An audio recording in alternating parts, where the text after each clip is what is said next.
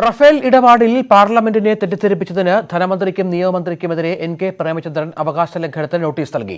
റഫാലിൽ കേന്ദ്ര സർക്കാരിന് മറുപടിയായി രാജ്യത്തിന്റെ വിവിധ ഭാഗങ്ങളിൽ 50 വാർത്താ സമ്മേളനങ്ങൾ നടത്താനാണ് കോൺഗ്രസ് തീരുമാനം. തിരുവനന്തപുരം വിമാനത്താവളം സ്വകാര്യവൽക്കരിക്കുന്ന വിഷയം പാർലമെന്റിൽ ചർച്ച ചെയ്യണമെന്നാവശ്യപ്പെട്ട് എ. Sampath MP. അടിയന്തര പ്രമേയത്തിനും നോട്ടീസ് നൽകി. പാർലമെന്റ് സമ്മേളനം അല്പസമയത്തിനകം ആരംഭിക്കും. എം. ഉണ്ണികൃഷ്ണൻ ചേരുന്നു.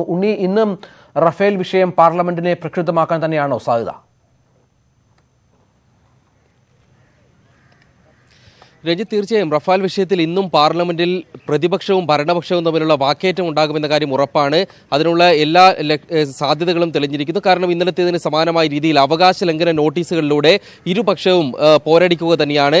ഇന്നലെ പ്രധാനമന്ത്രിക്കെതിരെ അവകാശ ലംഘനത്തിന് വിവിധ പ്രതിപക്ഷ എംപിമാർ നോട്ടീസ് നൽകിയിരുന്നു. ഇന്നിപ്പോൾ നിയമമന്ത്രിക്കും മറ്റു മന്ത്രിമാർക്കുമെതിരെയാണ് നോട്ടീസ് നൽകിയിരിക്കുന്നത്. ഇവർ അവകാശ ലംഘനത്തിന് കാരണമായി ചൂണ്ടിക്കാട്ടിയിരിക്കുന്നത് റഫാൽ വിഷയവുമായി ബന്ധപ്പെട്ട് പാർലമെന്റിനെ തെറ്റിദ്ധരിപ്പിക്കാൻ ശ്രമിച്ചു, ഒപ്പം സുപ്രീം കോടതിയെ തെറ്റിദ്ധരിപ്പിച്ചു എന്നുള്ളതാണ്.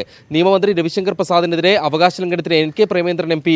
നോട്ടീസ് നൽകിയിട്ടുണ്ട്. ഇന്നലെ നൽകിയ അവകാശ ലംഘന നോട്ടീസുകളടക്കം ഇതിനകം നിരവധി നോട്ടീസുകൾ സ്പീക്കറുടെ പരിഗണനയ്ക്കായി എത്തിക്കഴിഞ്ഞിരിക്കുന്നു. അതേസമയം ഭരണപക്ഷത്തെ അംഗങ്ങൾ പ്രതിപക്ഷത്തിനെതിരെ രാഹുൽ ഗാന്ധിക്കെതിരെ അവകാശ ലംഘനത്തിന് നോട്ടീസ് നൽകിയിട്ടുണ്ട്. 3 നോട്ടീസുകളാണ് ബി.ജെ.പി. എം.പി. അനുരാഗ് ഠാക്കൂർ അടക്കമുള്ളവർ നൽകിയിട്ടുള്ളത്.